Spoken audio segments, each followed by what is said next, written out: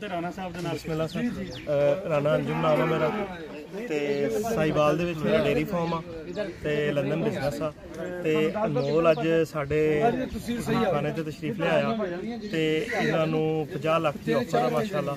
ਮਾਸ਼ਾਅੱਲਾ ਬਿਸਮਿਲ੍ਲਾ ਸਰ, ਜਦੋਂ ਔਰ ਵਕਤ ਦੇ ਨਾਲ ਨਾਲ ਇਹ ਮੇਰੀ ਆਫਰ ਹੋ ਚੁੱਕੀ ਅੱਜ 1 ਸਾਲ ਦਾ, ਇਸ ਲਈ ਇਹ ਆ ਤੇ ਇਨਸ਼ਾਅੱਲਾ ਅਗਰ ਚूँकि ਇਹਦੇ बहुत ज़्यादा फैन आ तो इंशाअल्लाह ये अगर जो ही इसकी उम्र बढ़ती है अल्लाह याती देवे तो ये असी मजीद ये वध रहे हैं तो ये साढ़ा 50 लाख की ऑफर जी कायम है। बिस्मिल्ला एनी टाइम राणा साहब जो हुक्म कर असी हाजिर ऑन द स्पॉट। क्या बात है, माशाअल्लाह।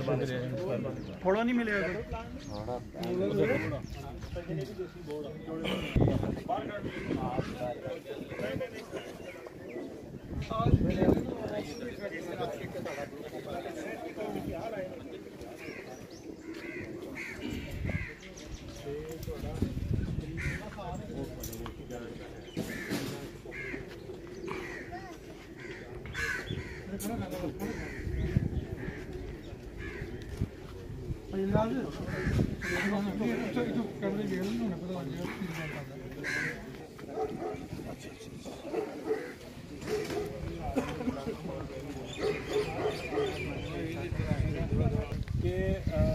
बहुत सारे दोस्त सोचते या करते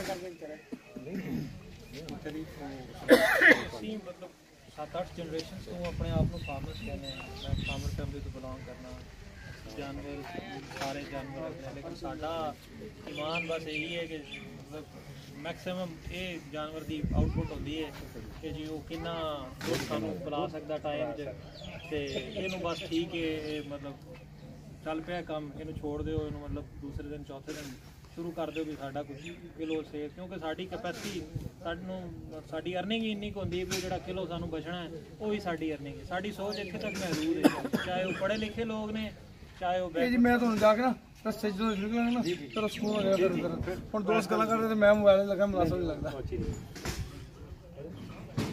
ਇਹੀ ਗੁਫ਼ਤਗੂ ਹੁੰਦੀ ਰਹੀ ਜੀ। ਅਸੀਂ ਨਾ ਰਾਜ਼ਕ ਮੱਝਾਂ ਨੂੰ ਕਟਿਆਂ ਨੂੰ ਗਾਵਾਂ ਨੂੰ ਸਮਝਦੇ ਆ, ਰਾਜ਼ਕ ਅੱਲਾ ਦੀ ਜ਼ਾਤ ਹੈ। ਅਸੀਂ ਤੁਸੀਂ ਅੱਲਾ ਦੀ ਮਖਲੂਕ ਸਮਝ ਕੇ ਦੀ ਖਿਦਮਤ ਕਰੋ, ਰਿਜ਼ਕ ਤੇਰਾ ਲੱਗ ਜਾਏ, ਰਿਜ਼ਕ ਕਿਸ ਕਮੀ ਨਹੀਂ ਆਉਂਦੀ।